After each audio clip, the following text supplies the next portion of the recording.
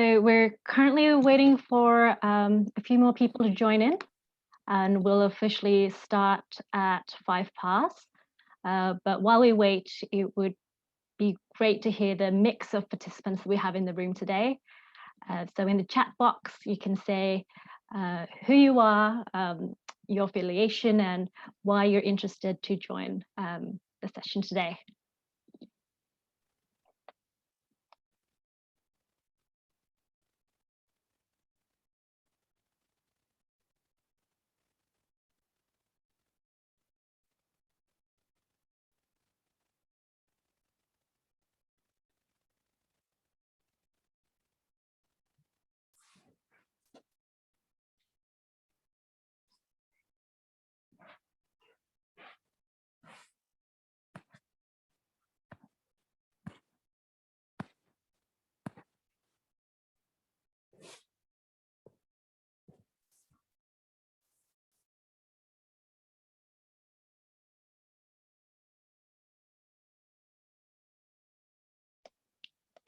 So for those who are just joining, we're just currently waiting for a few more people to come in to the session.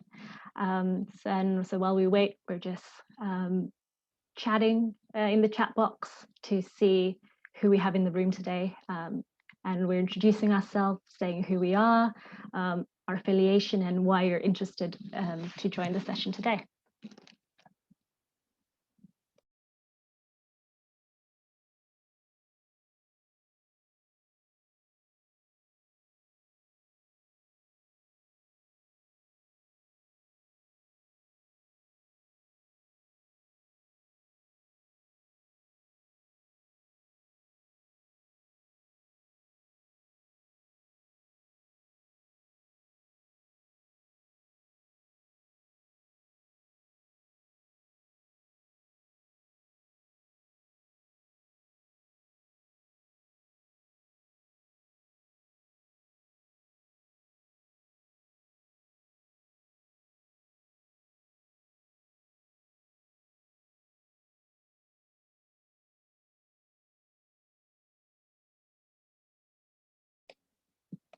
Thank you for people who've submitted their responses. Looks like we have a nice mix of people from Malaysia, from Portugal, from Netherlands, from Tanzania.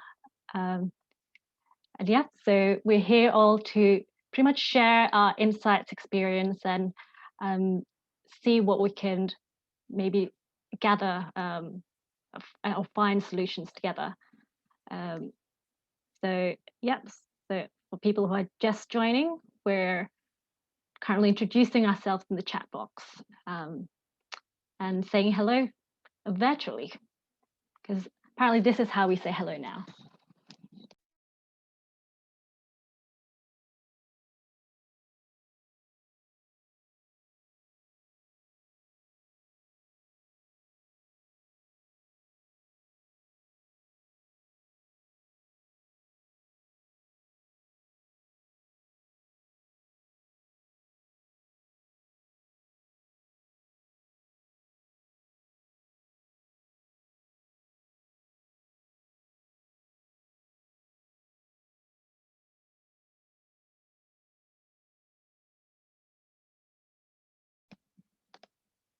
So thank you everyone for submitting the responses. It's really nice to see your enthusiasm and the variety of participants we have today.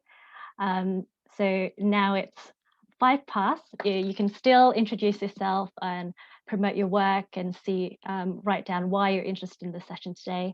But we'll officially start the session now.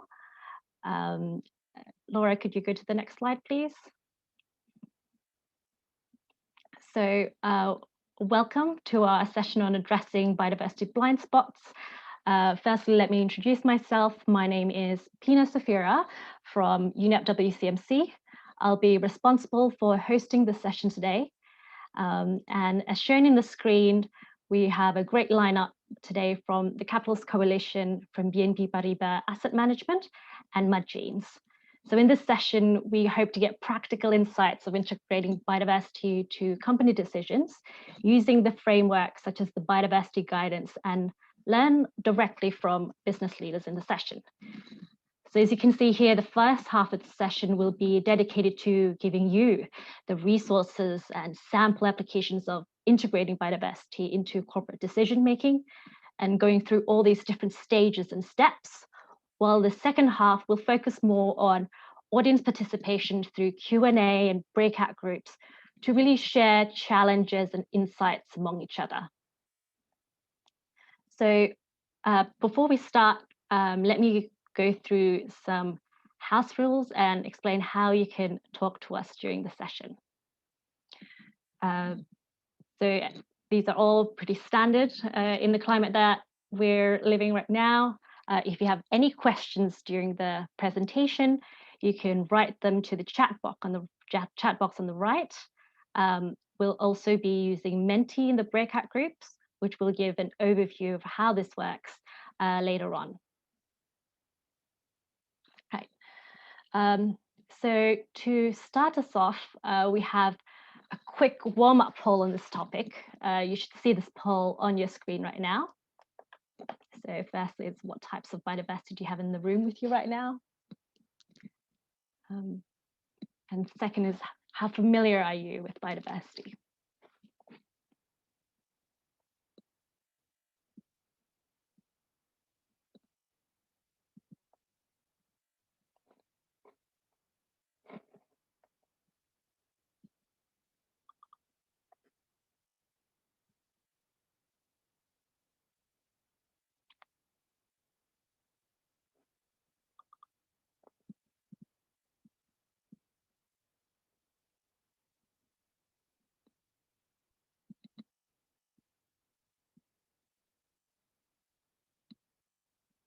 Yep, so I think a few responses have come in already. Just give it another 5 seconds. Great. Laura, could you show the results? Great, good to know your answers on the first one. Personally, I have myself and a potted plant, but I really wish I had a pet. It's also good to see the mix of audience today and the varying levels of biodiversity understanding. This will really help us to try to frame this session and set the scene. So actually on this note, I would like to welcome Martin Locke, the Deputy Director of Capitalist Coalition, who'll be giving his keynote address for this session. Thank you very much, Pina, and a warm welcome also from my side here in the Netherlands. It's a little bit cold. I'm in a house without any biodiversity because the house is new to me. So the only thing I have right now are new radiators, which are not yet connected, but never be bothered about that. This is a very important session around addressing biodiversity blind spots. And one of the things I will make clear in this short intervention is that in fact there are 2 blind spots that we need to be taken into account here. But let's first focus on the biodiversity blind spot and the need to integrate biodiversity into decision making. This is a very timely discussion in this respect. We all know, and notwithstanding the differences in understanding already about biodiversity, but it's not possible not to know that biodiversity is deteriorating. So the IPBES, the International Intergovernmental Panel on Biodiversity and Ecosystem Services, has published a couple of years back a report that really made clear that the last 50 years, the acceleration there's an acceleration of loss of nature going on, and the contribution from nature to people really is at stake. Also, the World Economic Forum on the business side has reported last year that half of the world's GDP, $45 trillion, is at risk, which is a business risk. And more recently, Das Gupta, in his review, also showed that we are overusing natural capital and that is undermining our economy. So we all know this context, and this year is a very important year. It's called the Nature Super Year because the world will negotiate a goal for nature comparable to the Paris Agreement for climate. So in policy terms, it is a post-2020 global framework of biodiversity which is negotiated. And this session we are having here, and the business contributions to this by committing and by taking action on nature really is important, because it fills in that we are forgetting in a lot of our decisions how to take biodiversity into account. So the presentation, based on the guidance that we have been developing as Capitals Coalition together with WCMC, and more important, the experiences of businesses presented by Mud Jeans today. And sorry, I forgot the other one. This is a stupid mistake, but the second one that really is important to better understand it. I said there are two biodiversity blind spots, or two blind spots. The other blind spot is that policymakers not always recognize the importance of business and the need to integrate business into a biodiversity policy. So I mentioned the framework already, the global biodiversity framework. And one of the comments made by Business for Nature on this framework is that it is moving in the right direction, but it should be more ambitious and it should acknowledge more prominently the role of business. And business is not starting from scratch. Worldwide, over 530 businesses are committing to reverse nature loss. Over 1,200 are already taking action in this endeavor, and over 700 companies have signed call to action to policymakers to really step up their efforts. And in order to do that, policymakers need to have the confidence that business is committed to do this. And this session helps to show, based on all the examples that will be discussed, what businesses are already doing and how they can accelerate that in the future. So that's why I conclude with two blind spots that are important here. First, the blind spot of biodiversity, the need to integrate that into the decision making, and also the blind spot that business needs to be an integral part of our new biodiversity policies, and that the session today helps to show how business is already taking action in that respect. Thank you very much, and a good session the rest of the next 1.5 hours. Great. Thank you very much, Martin, for that.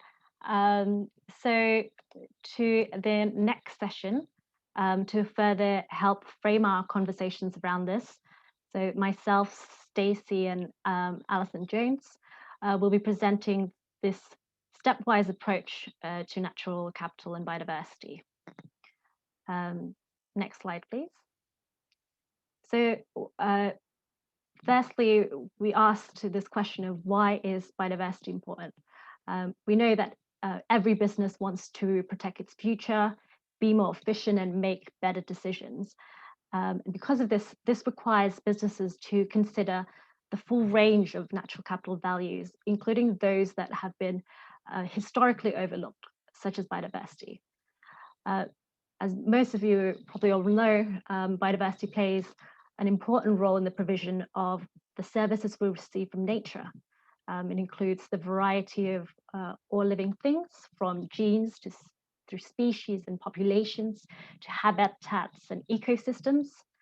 And the benefits of biodiversity broadly equate to the benefits of a diverse portfolio of financial stock, where the more diverse the stock is, the greater the spread of the risk.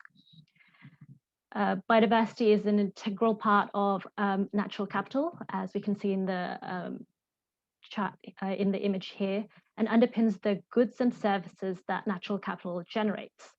So many of the flows of benefit from natural capital come directly from the interactions within and between biodiversity and non-living resources. And these interactions are the interactions that generate benefits that are vast, complex, but often very poorly understood. Next slide, please. So why integrate biodiversity in natural capital assessment? Laura, could you press next, Laura? Yeah. So all businesses, as we know, impact and depend on biodiversity. These impact can have negative effects, such as habitat fragmentation or introducing invasive species, but also really can deliver benefits, such as improved water quality or increased number of pollinators. Businesses also depend on biodiversity to underpin the natural capital and services it provides, such as cleaner air due to the pollution breakdown and absorption by trees, healthy soils, raw materials, which are ultimately the basis of all economic activity. So impacts and dependencies on biodiversity results in economic costs and benefits for business and society, and these generate risks for your businesses. But good management can also create opportunities, either directly or indirectly. And as shown in the image here, integrating biodiversity values into natural capital assessment allows you to identify the risks and opportunities that might otherwise be hidden or missed. Next slide, please. So we mentioned before the biodiversity guidance. So what is the biodiversity guidance? So the guidance provides a step-by-step approach to incorporate biodiversity into natural capital assessments. It helps enable better quality information to be integrated into natural capital assessment. And because of this, enables better, more informed decision-making. The guidance is applicable for all business sectors at any geography and at any organizational level, applies for all realms, terrestrial, freshwater, and marine, and is mainly written for businesses and financial institutions who recognize the importance of natural capital and wish to ensure that their assessment incorporate biodiversity, as well as businesses who may already be managing their relationship with biodiversity and want to expand those considerations to a broader natural capital perspective. And I think we have a few civil society or academics in the room. This guidance could also help to engage businesses to support them in their journey. So how does the biodiversity guidance relate to the Natural Capital Protocol? So some of you are probably already familiar with this framework. So the Natural Capital Protocol is a framework to help support businesses in integrating natural capital in its decision-making. It offers a standardized step-by-step framework to identify, measure, and value impacts and dependencies on natural capital. So through the development of the protocol, which was about 3 years ago, it became obvious that biodiversity was one of the most difficult areas to include due to its complexity, as it was often misunderstood and kind of a contested area with a little consistency in its application. So in recognition of these challenges, the Cambridge Conservation Initiative, a CCI, and the Capitals Coalition launched a project to address these gaps by developing a guidance series to help businesses complete a biodiversity inclusive natural capital assessment. Next slide, please.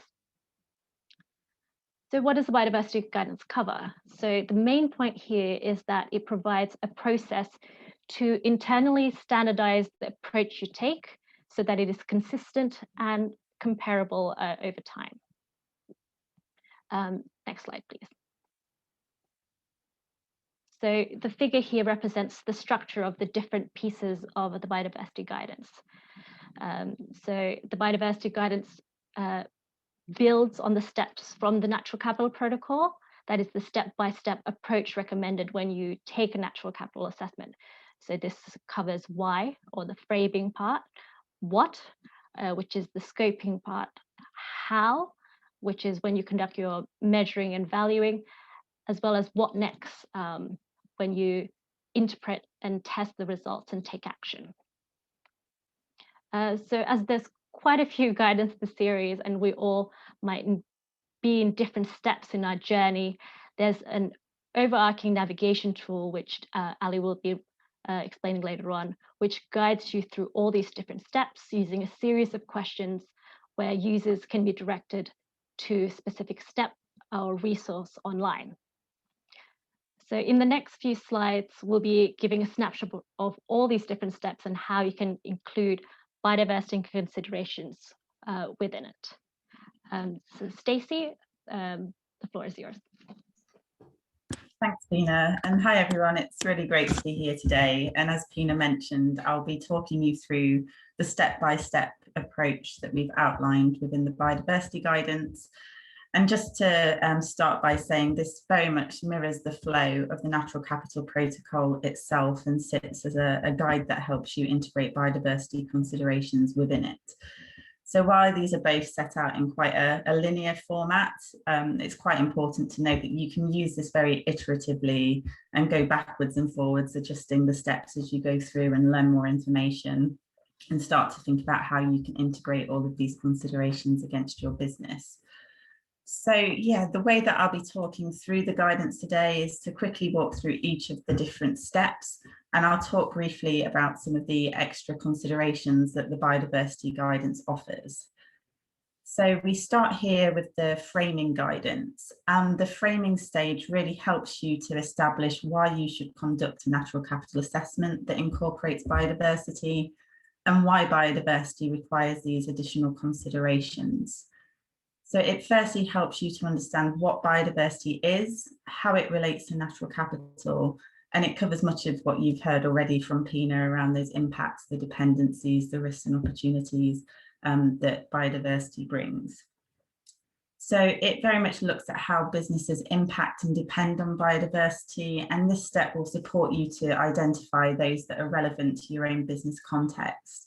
And one of the key messages from this part of the guidance is that integrating these biodiversity values can really help you identify risks and opportunities which might otherwise be overlooked or hidden. And the final stage of this step here helps you to identify how you want to use the assessment results and what kind of application you'll look to apply for your business. Next slide, please. So within each of these guidances, we set out a series of case studies that relate to each of the stages. And I think this was one of the most valuable things that we did in developing this guidance, as it really allowed us to pilot with companies, incorporate their thinking, and really test it to see how usable the guidance itself was. So what I'll do for most of the stages here is just introduce a bit of a case study that kind of outlines and illustrates some of these key points. And for the framing guidance, we have this case study here from Kering, which helps set out the advantages and the considerations in incorporating biodiversity. So the fashion company has developed an environmental profit and loss methodology to quantify impacts in their operations and their supply chain, often assigning a monetary value here. And they use these results to guide their sustainability decisions. And in applying this methodology, they discovered that the majority of their impacts were in their supply chain, and this very much includes impacts on ecosystem services that are supported by biodiversity. And whilst their current methodology has quite a broad scope, they did recognise through this process that they need to have more explicit integration of biodiversity, and this will be a key priority for them going forward. They're also exploring separate biodiversity indicators that sit alongside and complement their environmental profit and loss approach, allowing them to take a broader than monetary perspective, which we'll come on to later. So next slide, please. So from here, we come on to the scoping guidance, and this describes how to set and incorporate biodiversity inclusive objectives. More specifically, this guidance can help you to identify your audience and your stakeholders, create a scope for your assessment, and broadly define what objectives you'd like to work towards. And step 2 here starts with the identification of your target audience and of your key stakeholders. When we're thinking about biodiversity, your audience may vary from a traditional natural capital assessment, So here you may need to start thinking about broader external stakeholders that have specific dependencies on biodiversity. So this could include farmers, fishermen, local communities. There may also be regulatory bodies that you want to target that are responsible for managing biodiversity impacts. So again, this could differ from the regulatory bodies that you'd be used to working with under other assessments. So here, it's important to know what your business application is when defining your objective. So are you looking to assess biodiversity performance? Are you looking to track progress against targets, compare different options that you could use within your business, or simply have a broader screening of what biodiversity risks and opportunities you have? So articulating the objective of your assessment around that application is really important within this step. Next slide, please. So then we come on to step 3, which helps you to plan your assessment by setting out some of the key considerations that might affect some of the results of your assessment. So here you'll be determining some of the key parameters of your assessment, which includes the organisational focus, what aspects of the value chain you're looking to include, what perspective you're looking to include, and whether or not you'll be assessing impacts or dependencies. And specifically within this step, you're encouraged to consider both business and societal value perspectives, given the strong relationship between biodiversity and ecosystem services. So if you were to adopt only a business value perspective, so just thinking around impacts and dependencies in your own operational context, this can make it difficult to anticipate how broader societal impacts will affect you, but also how you may be affecting and impacting on society through your activities. So having a broader perspective here is quite important. And similarly with the impacts or dependencies, ideally look to measure both, given those strong relationships between biodiversity and ecosystem services. Next slide, please. So the next part of step 3 guides you to consider the types of value you'll look to integrate, any technical issues, and also planning issues. So we'll come into a bit more detail later, but the protocol itself outlines a continuum of qualitative, quantitative, and monetary types of evaluation. And during this step, you'll start to consider which of these you'll want to use in your assessment, again, bringing in any stakeholder concerns around specific types of approach to valuation or measurement, and making sure you're starting to think about any limitations or aspects that might not easily be valued by certain ways, such as the intrinsic values of biodiversity. Assessment of biodiversity also requires a further technical considerations when you're setting your baseline and thinking about the boundaries of your assessment. The inclusion of biodiversity by its nature will influence the spatial and the temporal boundaries that you apply, making sure you can capture broader areas of influence. So for example, you may be considering wide-ranging species or species that migrate. So that will influence the boundaries of your assessment. Next slide, please. So then we come on to step 4 of the scoping guidance, and this helps you to decide which impacts and dependencies are most relevant to include in your assessment. And as we've mentioned, this very underpinning nature of biodiversity means that traditional approaches to defining materiality that are based on flows of goods to services may not adequately capture all of your biodiversity impacts and dependencies. So the guidance encourages you to look at potential impact and dependency pathways and supports you to screen these against certain criteria that allow you to best determine materiality. So again, these could vary when you're including biodiversity, which may be managed under different regulations, or it may be valued more highly by stakeholders due to this intrinsic value. Next slide, please. So then we come to the case study for the scoping guidance, which is based around a banking group. And this group participated in a financial facility that supports projects that generate environmental and social benefits. By valuing the costs and benefits of biodiversity enhancement, they revealed the strong potential for positive impacts, particularly when taking that societal perspective or lens. And again, this relates to biodiversity's role in underpinning a delivery of broad range of goods and services. And this was very well known to local communities and wider society, and so provided a good opportunity for them to deliver value.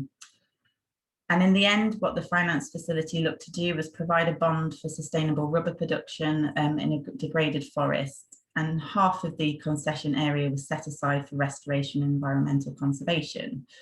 So this process helped stimulate companies to use the degraded land, provided additional benefits for local communities, but also allowed for the creation of a buffer zone, which protects endangered and charismatic species, such as tigers, elephants, from encroachment.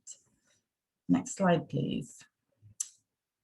So here we move on to the measuring and value guidance. And this stage is all about helping you to measure your biodiversity impacts and dependencies, providing examples of indicators and methods that you can use for your analysis. So I'll just clarify this, that there's quite a lot to cover in this guidance, and it does build on a lot of initiatives that are out there at the moment, such as the aligning measures work with the EU Business at Biodiversity platforms, as well as broader studies from TEEB on economics of ecosystem biodiversity. And because it is quite comprehensive, we'll just be highlighting some of the key points for this step. So step 5 itself looks to help you to map, define, and identify how you'll measure your biodiversity impacts and dependencies. During the first step, you'll look to map how your activities relate to different impact drivers. And here you'll consider direct drivers, such as the area of land that you're converting, but also broader indirect drivers, such as how might your activities increase human populations in a certain area, which then subsequently puts pressures on biodiversity. And from here, you can start to think about how you'd like to measure and what you could measure to understand these further. And as mentioned before, for biodiversity, it's important to look at both impacts and dependencies, but we do recognise that the dependency aspect is a bit harder to measure at this point in time. Next slide, please. So step 6 helps you to identify biodiversity changes associated with your business and external factors. So as I mentioned before, you may be looking at a direct driver such as changes in land use associated with this business. And here you could look to measure loss of habitat, effect of connectedness in the area if you're fragmenting different aspects. But it's also important to think about external factors that could cause changes in biodiversity, as this could lead to broader impacts across an area or actually affect your dependencies on a specific service or good. So making sure you're having that more holistic view from the both internal perspective, but also the external perspective is important in this step. Next slide, please. So then we come on to actually measuring your impacts dependencies on biodiversity. And the guidance here outlines a number of different measurement approaches that are available to help businesses quantify their impacts. And this part of the guidance builds on work from the Aligning Measures collaborations from the EU Business at Biodiversity platform. And they did run a session yesterday looking at measurement approaches in more detail. So hopefully some of you were able to join that. If not, I think recordings are being made after the 10-day event. So I won't go into lots of detail here, but safe to say that the guidance itself lays out a range of methods that you can draw on according to your organisational focus and your business application. And here the navigation tool, again, will be an important tool in helping you to determine which are most relevant and which you could use to measure different aspects. So as I mentioned, there is a bit of a gap around methods to measure dependency on biodiversity, but also the data available for biodiversity tends to be less complete compared to other environmental issues. So using proxies and estimates or secondary data sources may be more required in this step. But all of these limitations should be factored into your decisions, and often biodiversity should be used as minimum estimates, just to make sure you're covering a potential scope of impact that may not be immediately known. So once you've been through this process, you've looked at the different measurement approaches, how they might support you based on your business application, you can then feed this into the next step, which looks at valuation. Next slide, please. So valuation itself can really help you to understand the relevance, but also, and to an extent, the magnitude of your impacts and your dependencies on biodiversity. And step 7 describes the main techniques for valuation, and it helps you to select the most appropriate one based on your assessment. And there are this continuum of valuation approaches available, so looking at qualitative, quantitative, and monetary approaches. And all of these will carry their own advantages and disadvantages. And like the measurement approaches, there are different considerations that you need to factor in when applying these to biodiversity. Again, biodiversity has this intrinsic and potentially many hidden values, and it can be very hard to assess these monetarily, particularly when we think about the ethical reasons around putting a price on biodiversity, as it were. So we recommend a combination of qualitative, quantitative, and monetary approaches to try and capture all of those different aspects of biodiversity value. But whichever you are using, again, interpreting these values with caution, recognizing their limitations, and using these as minimum estimates when factoring into decision making. So usually we'd go on to a case study here, but you'll be hearing from BNP Paribas Asset Management later in the call, so we haven't included a specific slide on this. But really their role in piloting this part of the guidance revealed the need to look at many different assessment and measurement approaches to help fill gaps in understanding, to help give you a more complete picture. So again, the navigation tool will be a key part in helping provide that background and support for doing that. Next slide, please. So now we come to the apply guidance, which is very much at the end of this. And this is really looking at, well, what happens next? So you've framed your assessment, you've scoped, you've measured, you've valued, you've got all of this additional information and data to help you make an assessment. So how do you actually take all of this and interpret, apply, and act on the results? And step 8 here is very well covered in the Natural Protocol itself. So you'd refer to that document at this stage, and there isn't any additional guidance provided for biodiversity. But as we come on to the next slide on step 9, we show how biodiversity considerations can be included within your taking action, how you communicate your results, and how you build the outputs from this into your policies and your strategies. So by having this better understanding of biodiversity related risks and opportunities, you can use this to inform lots of different corporate actions that may relate to your sector more broadly, your direct operations, your projects, your strategy, and it may indeed help you to develop biodiversity targets. So this part of the guidance talks through different approaches that you can use to develop targets in line with global, national, and regional biodiversity goals. It also links in with the work of the Science Based Target Network, which really released their initial guidance for companies earlier this year.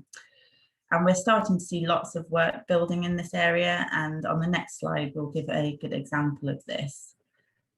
So here we have a major water company in the UK, and the company recognised their dependency on clean water and that water quality in their area was deteriorating.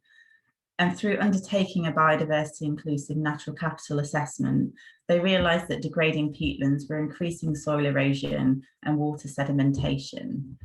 So through this process, they identified an action to restore these peatland habitats and integrated this into their biodiversity action plan, engaged with a number of relevant stakeholders and also regulatory bodies about this. So in doing so, they were able to fulfill both the regulatory requirements for catchment management and reduce their operational and legal risk. Importantly, being able to demonstrate to external stakeholders the influence that the company was having on biodiversity. So just to sum all of this up before handing on to Ali to talk about the navigation tool, to say there's a huge amount of material to cover, and having sort of 15 minutes is quite a short amount of time. So we have identified and picked on some of the key messages today, but we really do encourage you to explore the guidance further, get started, start having these conversations internally, and hopefully working towards biodiversity inclusive natural capital assessments yourself. So with that, I'll hand over to Ali to talk about the navigation tool. Thanks, Stacey, and hi, everybody. So as Stacey has alluded to through her presentation, in the development of the guidance, we have also developed a navigation tool. And for those of you that joined the EU-B@B session yesterday, you've already had a sneak peek of these slides. So we developed the tool to make the guidance more accessible. So it's a big document, and as Stacey says, it includes a lot of detail, but we've tried to make it a way that's more accessible and people to take through the guidance, and suggest tools and methodologies that may be relevant to your application. But also, as yesterday, I will briefly highlight how the tool relates to the navigation wheel that Johan presented, and how it goes through and that suggestion of tools and methodologies for your application. So next slide, please.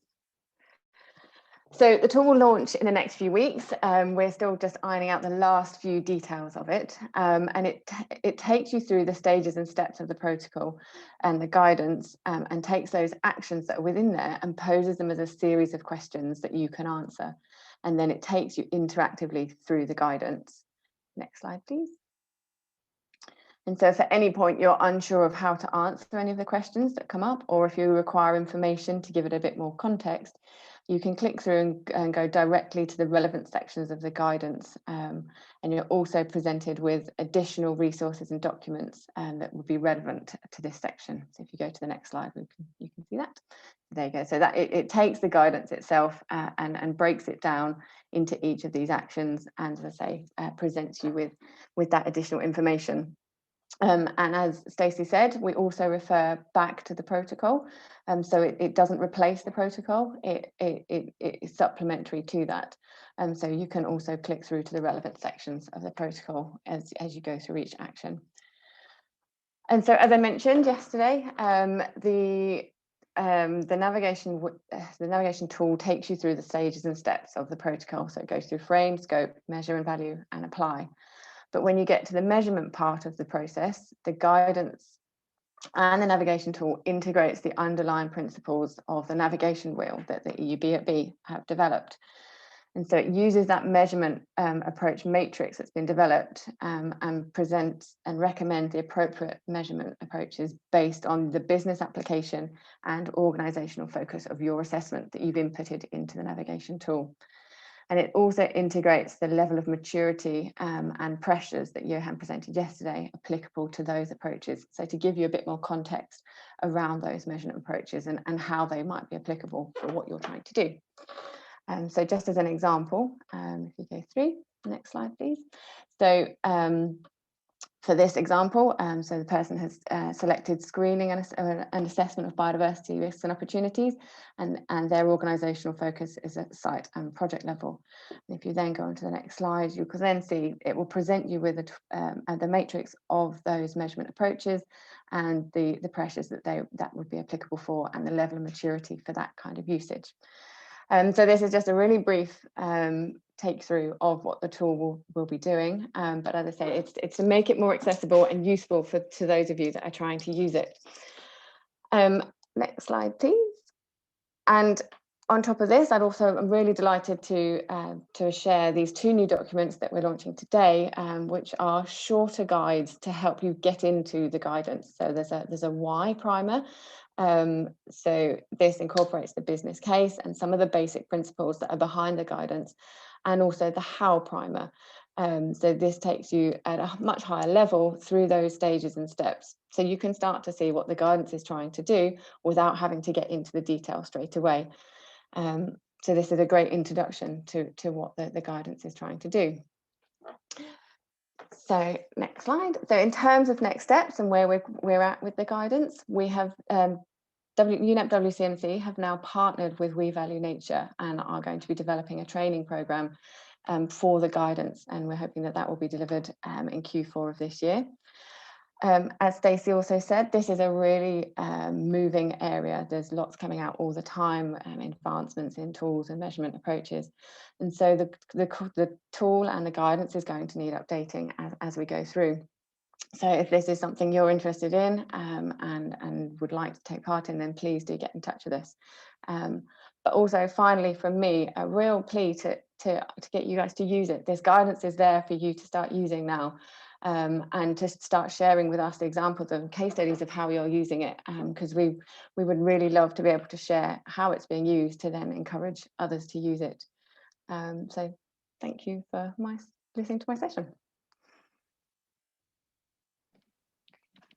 Well, thank you, Stacey and Ali, for that comprehensive overview of the framework and resources we can use to have this complete picture of how to integrate biodiversity in decision making, and really fits the keynote that Martin mentioned before about addressing possible biodiversity blind spots.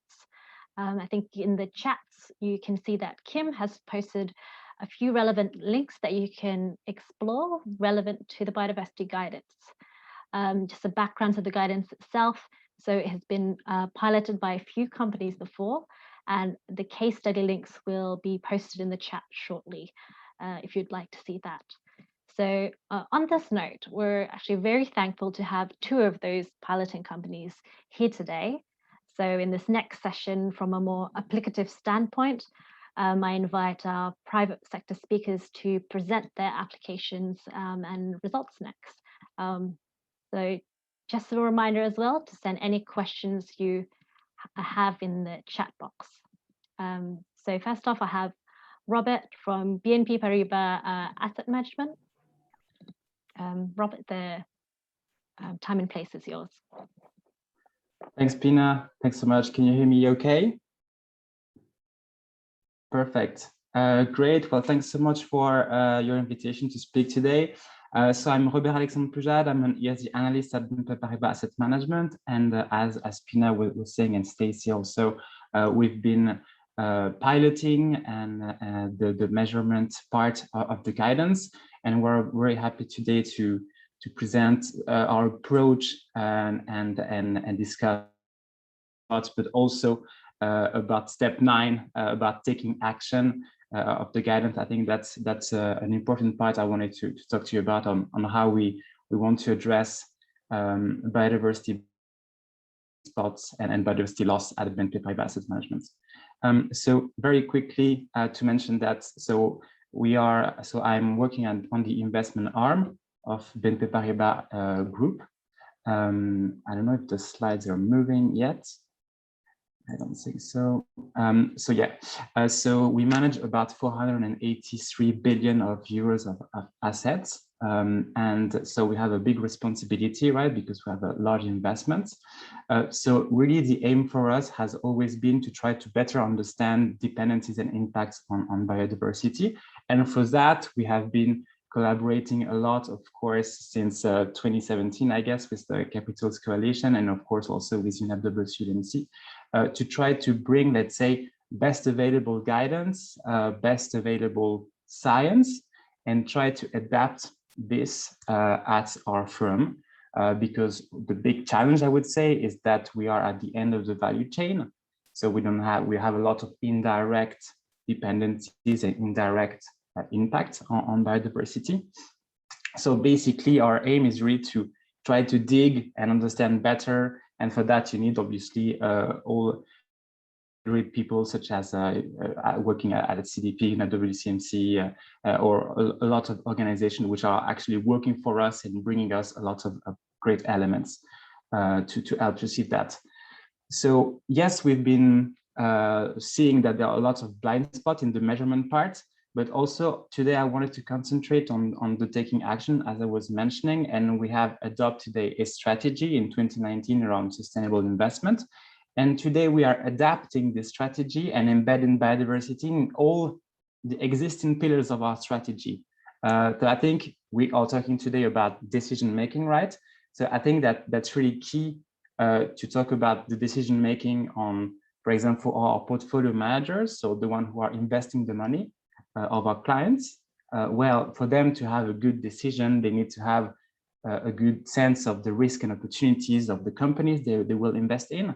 So for that, we are bringing biodiversity into the equation on, for example, the ESG scores that we are distributing to them. That's one pillar around, the ESG integration within all our investments.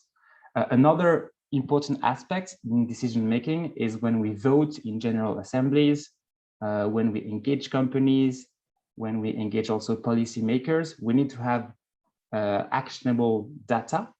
And for that, it's really great to have a good measurement of, for example, the companies affected most biodiversity. When it comes to land use change, for example, you can filter and screen the companies who have the most, let's say, impact or potential impact, and flag them and recommend that those companies as candidates to talk to them, right? Because we have a lot of different exposure to a lot of different companies. That's another key angle. The third pillar is around our responsible business conduct.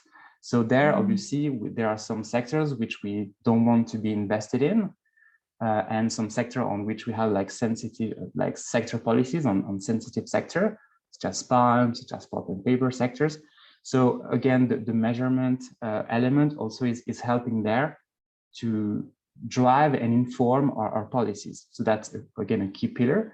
And of course, a fourth pillar is around what we call the 3 E's. So we have the energy transition, the equality, but most importantly for today's discussion, the forward-looking perspective. And environmental protection is key when it comes to that. And I will show you just after what we mean by that.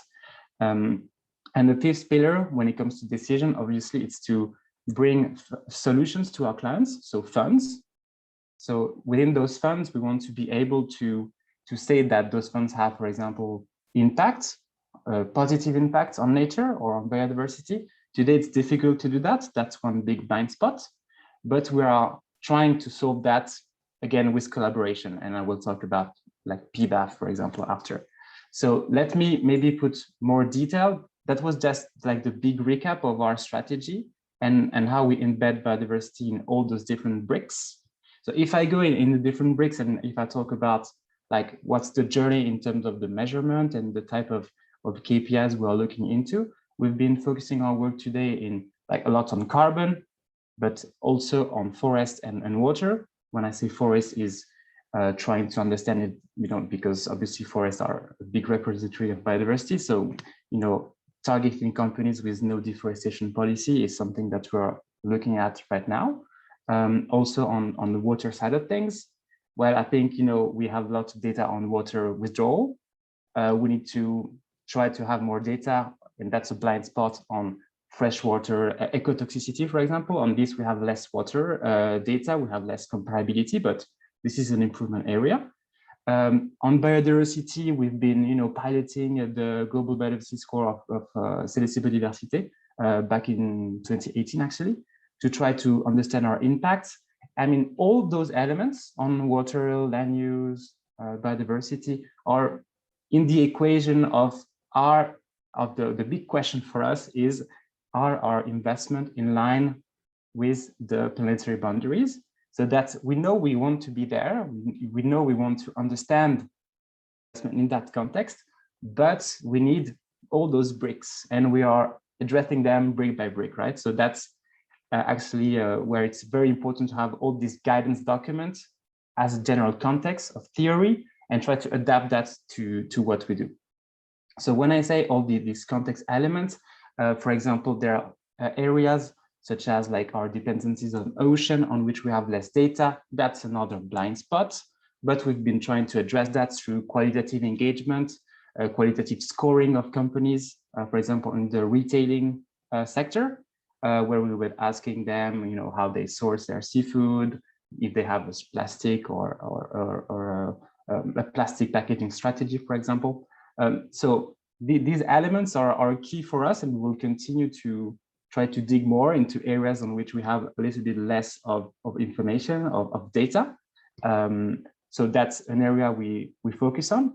But I think we are kind of bridging the big gap, and that's, I think, a key positive that I wanted to give you today, is that the around data can be addressed with some tools, and we can talk about, for example, on the dependency side, because it was said before that by Stacy, for example, that on the dependency side it's difficult to have something. Well, okay, it's true, but maybe we can use, like, as a starter, the Encore dependency database. This is what we have done last year to understand if we have exposure to like big, I mean, in terms of category of ecosystem services, we had an overexposure to some of those ecosystem services. Well, we found during a study last year that water and physical climate risk are our biggest exposure in terms of dependencies. So, you know, it feeds into our strategic decision. And actually in our plan, we had targets regarding water efficiency in water stressed areas. So that's good that actually this test of Encore showed that we were going in the right direction on water. And on physical climate risk, we are also working on some tools to try to understand our dependencies on different locations. So, I mean, all those tools are really, again, driving and informing our decision making. And I think that that's key. And where I wanted to also say that we are trying to address topic by topics I was mentioning, collaborating with key partners to address those blind spots. And for example, I was mentioning, you know, the positive impact side of things, because I mentioned in the previous slide the dependency side, on which we have, for example, Encore dependency. On the positive impact on biodiversity, we don't have a lot to say today, right? So I think we have joined now the Partnership for Biodiversity Accounting Financial, PBAF, that will help us collaborate with key people in the Netherlands to try to address those blind spots in the measurement of positive impacts. And the third one is on negative impacts, on which we had been working before with CDC Biodiversity, and now we're working with Iceberg Data Lab, which is our data provider on biodiversity. And we are also receiving data on negative impacts to try to screen companies, inform stewardship, so how we talk to companies, and potentially inform our policies. So I had like different messages. I think this final slide is just to mention that, of course, you know, there are so many blind spots that we need to continue to be addressing. I think all the documents, the guidance part, the pilot groups that we're working on, they are key for us. We need to be active and present in all those initiatives and all these partnerships in order to improve, in order to be a better firm. So I could go on like talking about the different tools that are out there in terms of measurement, but I think the key aim is to say that we are active there and we have like this strategy to try to be active everywhere in order to try to not miss anything from a biodiversity angle, and try to be to limit as best as we can our impact on biodiversity. So I think I will end here, and thanks a lot for your time. Great. Thank you so much for that, Robert. Very great insights on the data blind spots and the need for us to essentially get started, despite all the different challenges that we face in trying to integrate biodiversity into decision making. And I think people in the chat was very appreciative of the real life examples, as this is pretty much when biodiversity really comes alive. So on that note, I have Laura Vicaria from Mudgenes next. Laura, the time and place is yours. Hi, thank you so much. Hi, everyone. As already stated, my name is Laura Vicaria. I'm the CSR manager of Mudgenes. Our journey has been a little bit different. I'm just trying to click through the deck, but I don't know if there's just some delay.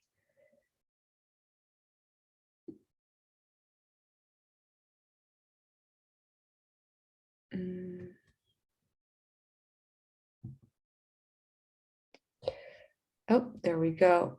Super. So very briefly, what I'm going to do is tell you guys a little bit more about Mudgenes so you understand where we're coming from. And then, of course, our biodiversity journey, specifically why we took the decision to start working with biodiversity, but also the way that we have been using biodiversity in our decision making. As I mentioned, our experience is a little bit different because we just started measuring our biodiversity. So it's more how we plan to be using our biodiversity. We yet haven't really incorporated many of the decisions. But very briefly, of course, giving you a background of where we come from, it's the fashion industry. The fast fashion industry is one of the most polluting industries in the world. Many of you may already know much of this data, but in 2018, the fashion industry produced around 2.1 billion tons of greenhouse gas emissions. And that is very much the combined equivalent of the greenhouse gas emissions of France, Germany, and the United Kingdom. However, simultaneously, the fashion industry is hugely dependent on natural materials, and it is likely to face increasingly scarcity and risk due to climate change. So if it's not really the Earth's balance and health, it is very much this risk of materials access that is going to push the industry to start caring a little bit more about biodiversity itself. Mud Jeans, we are a circular denim brand based in the Netherlands.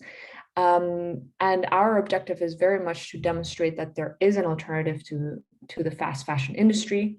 We strive to revolutionize the fashion industry by demonstrating that there is strength and value and style behind circular fashion. Here you can see in the diagram how we incorporate circularity. So very, very briefly, we work with post-consumer cotton up to 40%. We blend it in with GOTS certified organic cotton. And this is the way that we control what we call the circular design. So by using monomaterials, we can ensure that that product can be recycled at the end of life. We have a very short supply chain, so we work with 3 supply chain partners, and this gives us greater control over our product and greater transparency. And then, of course, our business model. Mud Jeans is famous for the lease a jeans model. This is a model that removes the environmental anxiety of owning a new pair of jeans. Instead, we're more focused on the experience of owning a new pair of jeans. And this gives us as a business the ability to take responsibility over the end of life of the product. The way it works is that our customers can lease a pair of jeans for 12 months. And after those 12 months, they have the flexibility or the ability to send that back to us, and we take responsibility over that product, and they can just start a new lease should they want to. The jeans that are returned to us, they are reviewed, and the ones that are in good condition are washed and mended and form part of our vintage collection, and the ones that are not are collected and recycled and directly incorporated back into the production and the making of a new pair of jeans. So this is just to give you an overview also very much of the culture of the company and the work that we have been doing.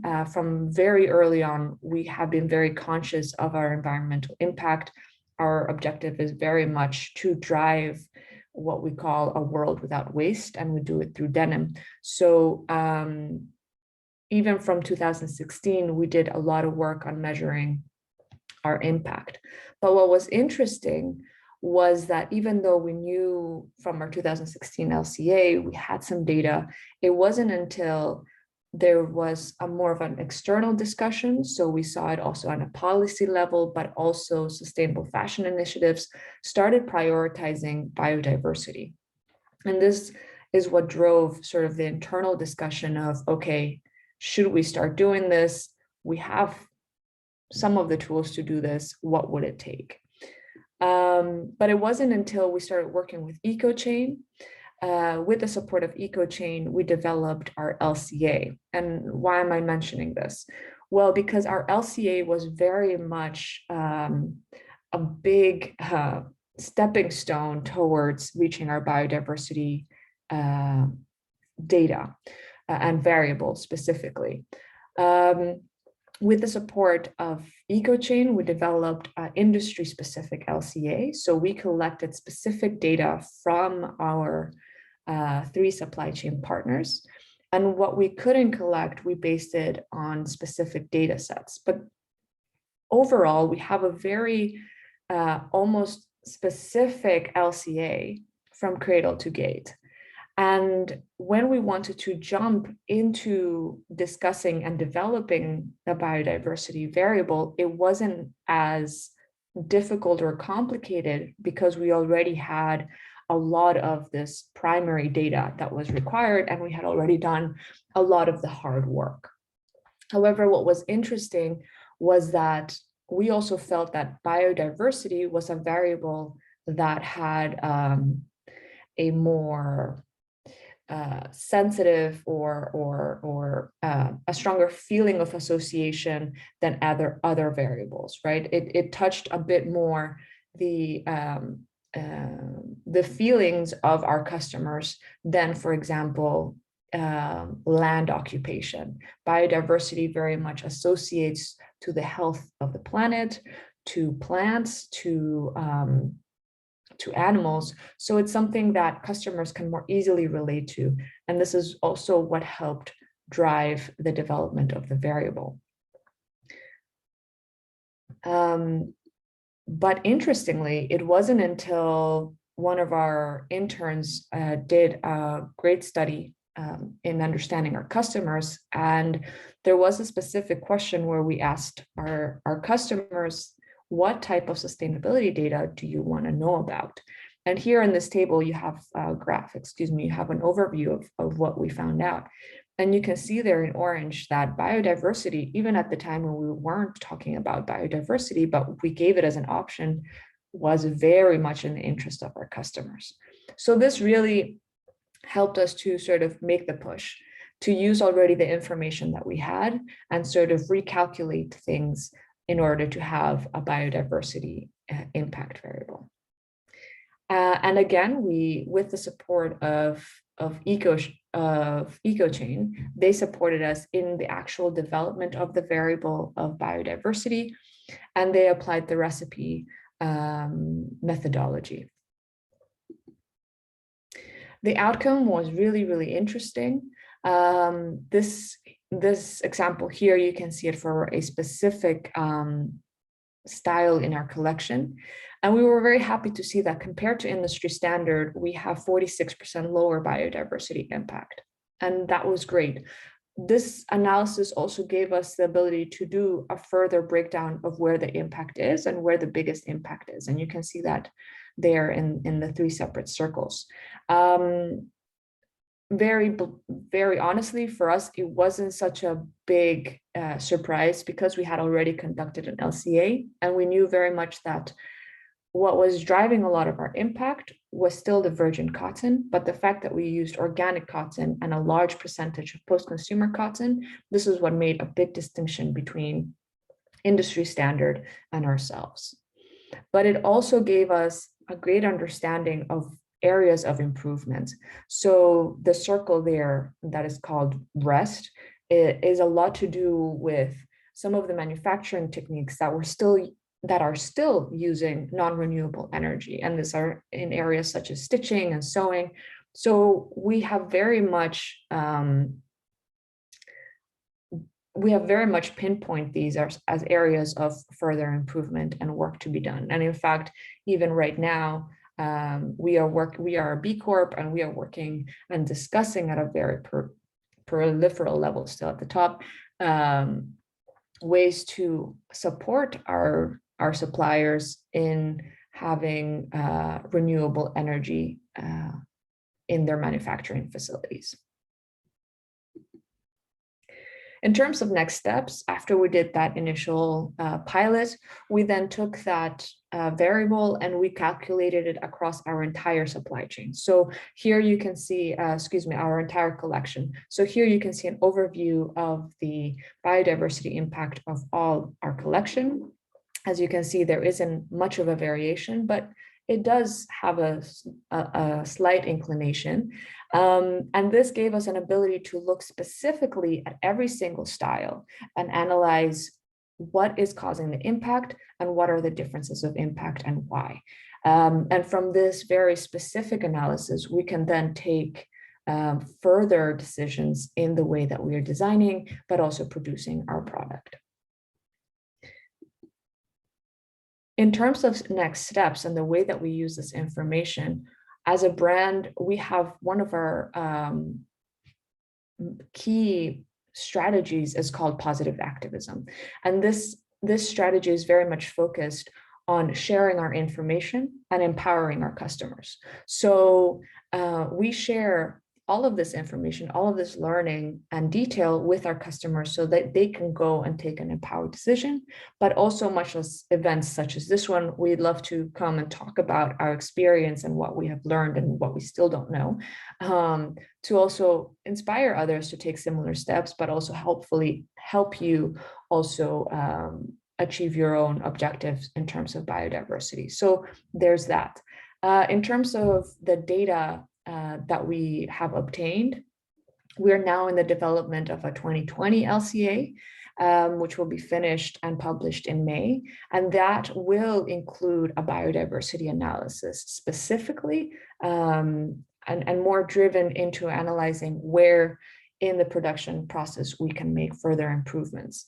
In our 2020 sustainability report, which also feeds into the LCA, we will have a specific section on biodiversity where we set specific targets and set specific commitments for the future. We have done that already for CO2 and water, but we will be adding biodiversity.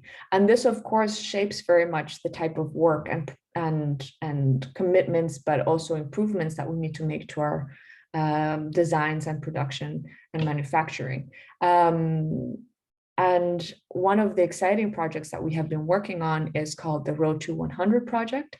This is a project in collaboration with Saxion University and funded by Tech for Future. And the objective is to make a pair of jeans that is 100% made from post-consumer recycled cotton. There isn't one in the world yet. So this, again, is us trying to push innovation.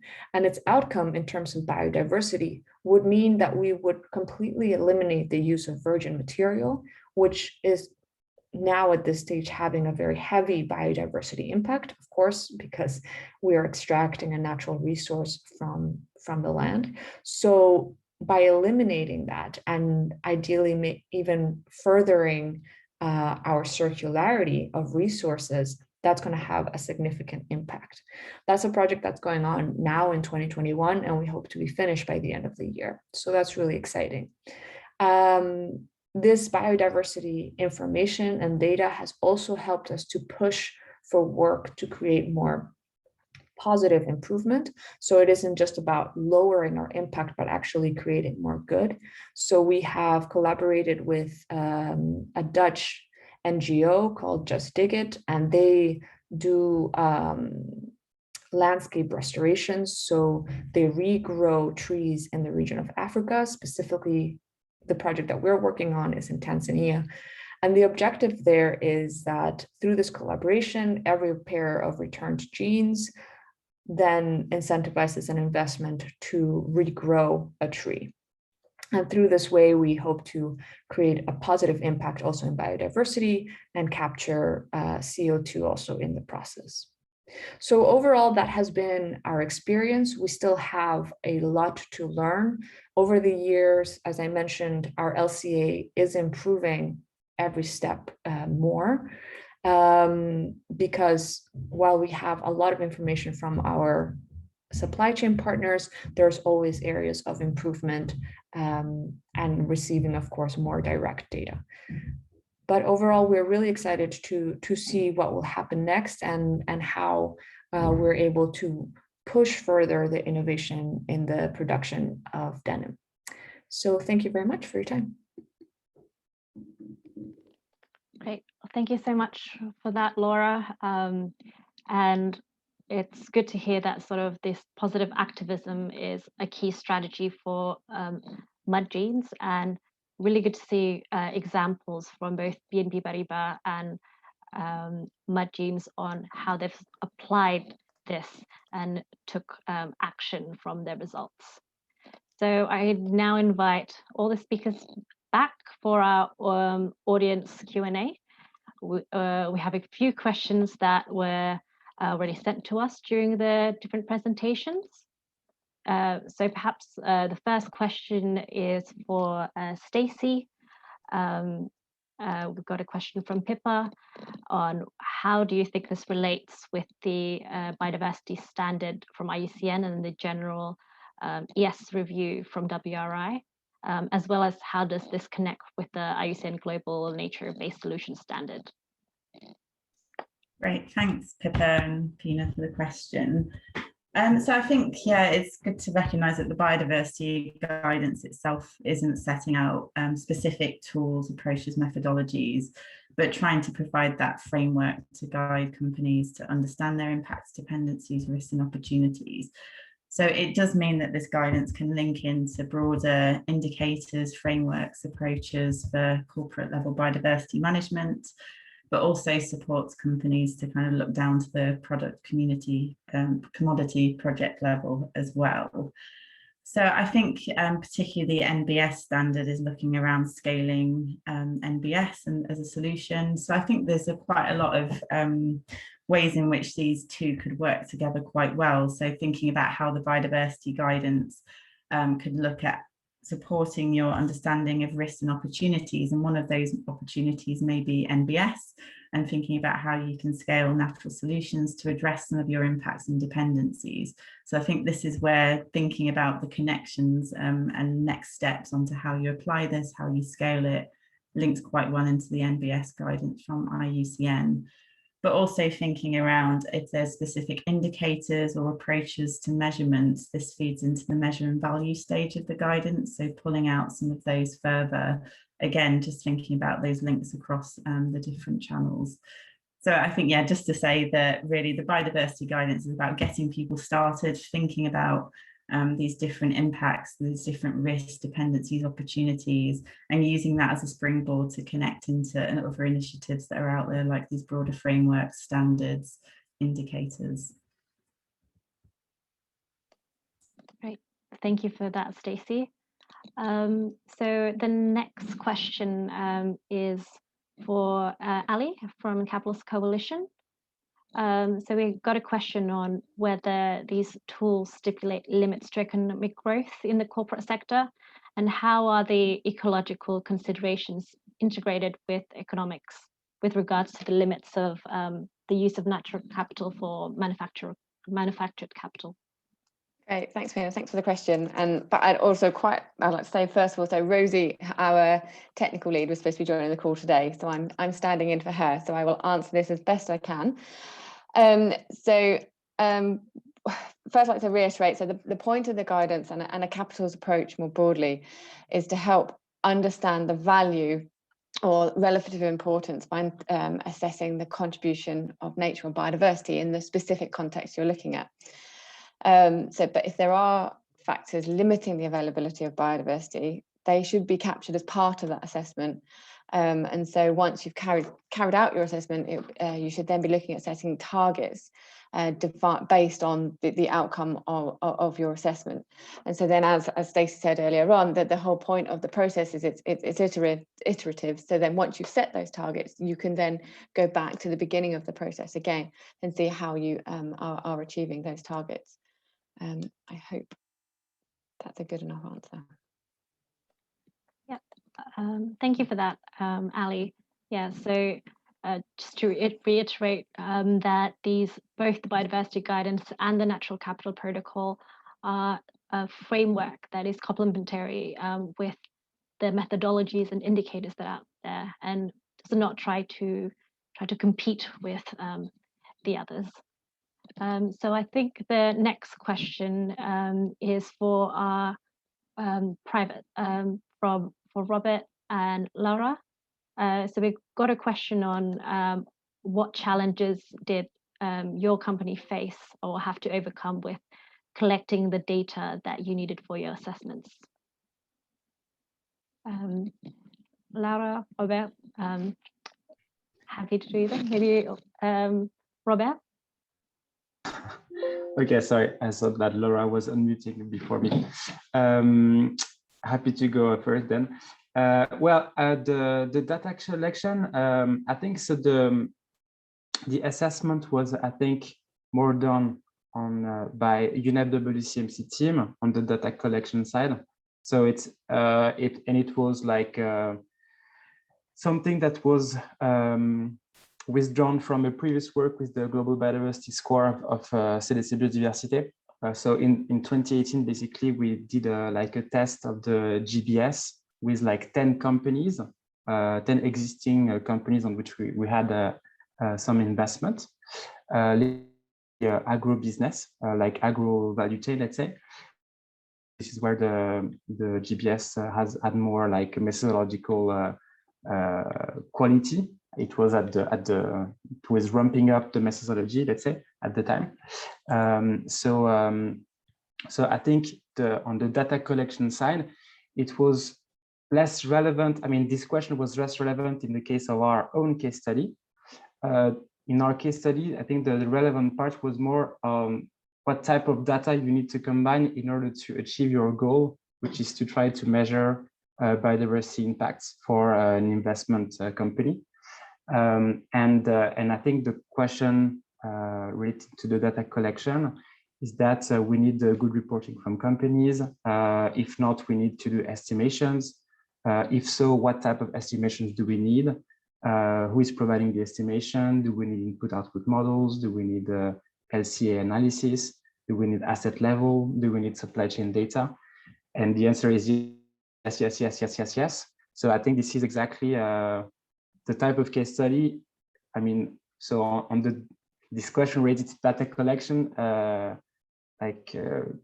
creates a lot of ramification around data and a lot of the blind spot we've been talking about.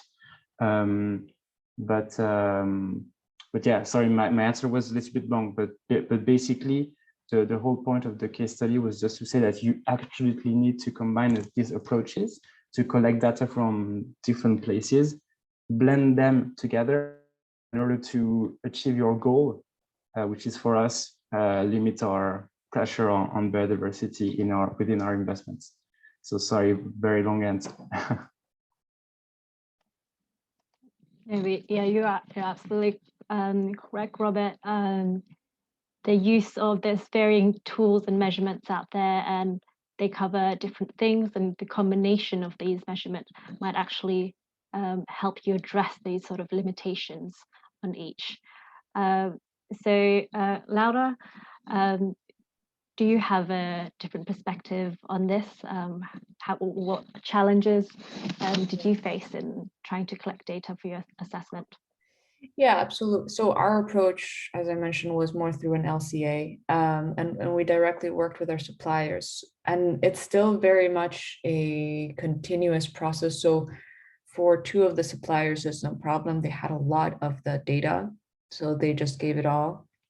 And they were very transparent. So I think having the right suppliers is also an important step. But then with our third supplier, they just didn't have the information. So it was more of hey guys, we will be doing this every year. How can we support you so you can start collecting this data? This year, we'll base it on estimates, but how about next year and the year after, we can get more specific information from you. And that type of discussion is essential to have with your supply chain partners and, start the building blocks of building that collaboration with them. At the end of the day, it's also interesting for them to have this knowledge. So it's about building that type of partnership.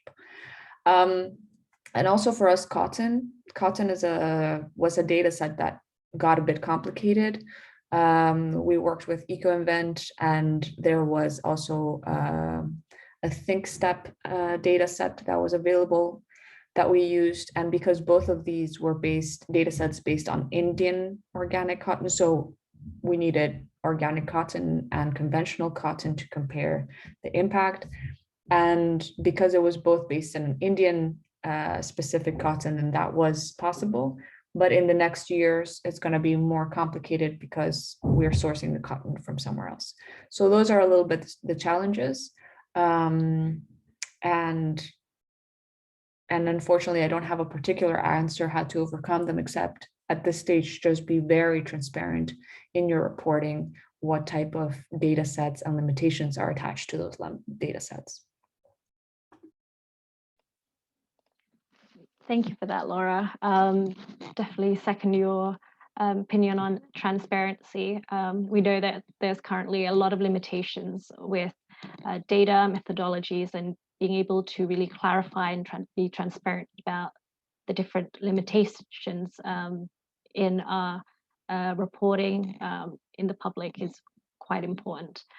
So I think the next question, if it's okay with you, Robert, will also be sort of private, getting your private sector insight. So we had a question on whether or not you could sort of talk us through where the changes you've made due to biodiversity risk assessment have been able to result in more positive outcomes in biodiversity.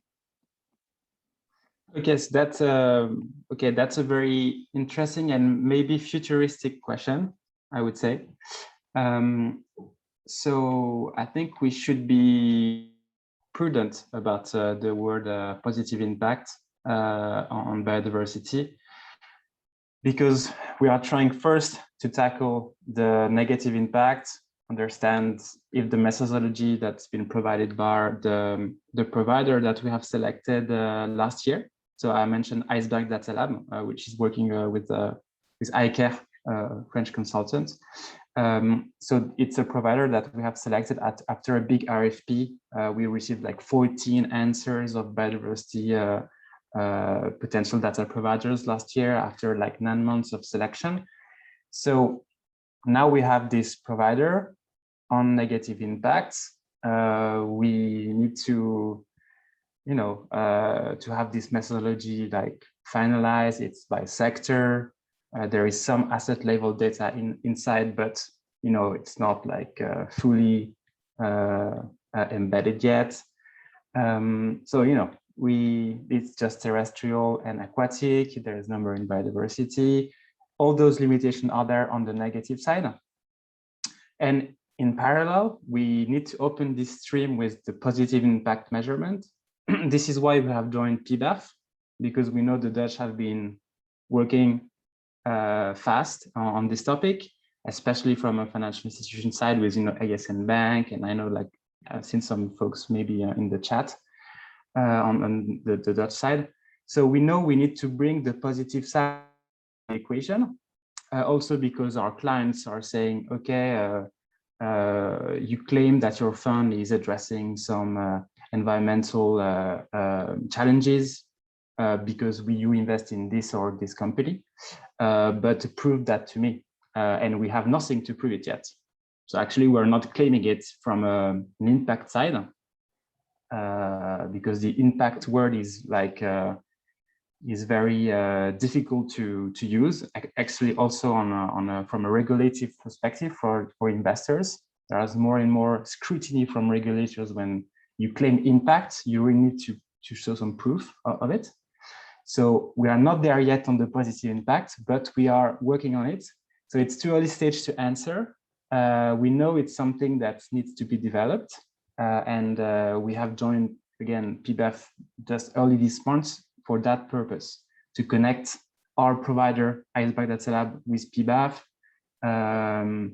Anyways, to blend that and have something workable for our investments.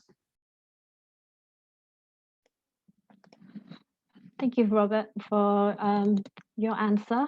So unfortunately, we're a bit short on time for this Q&A session, and I appreciate there's a few questions that weren't covered, but we do hope that we can send these the answers to these questions later on after this webinar.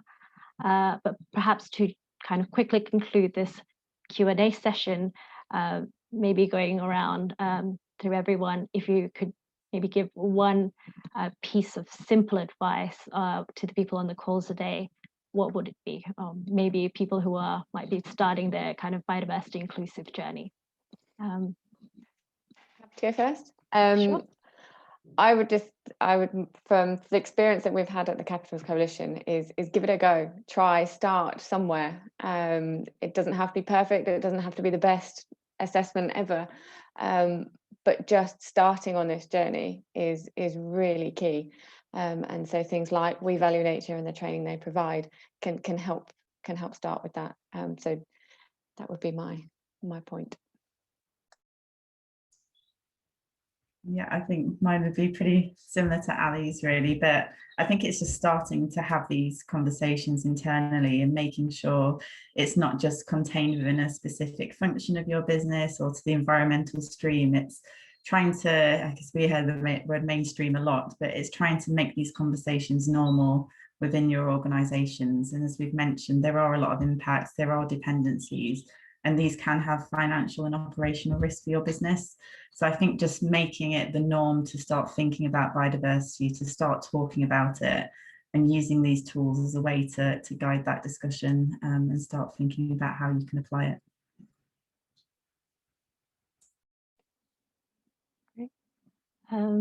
Laura, Robert? Laura, maybe?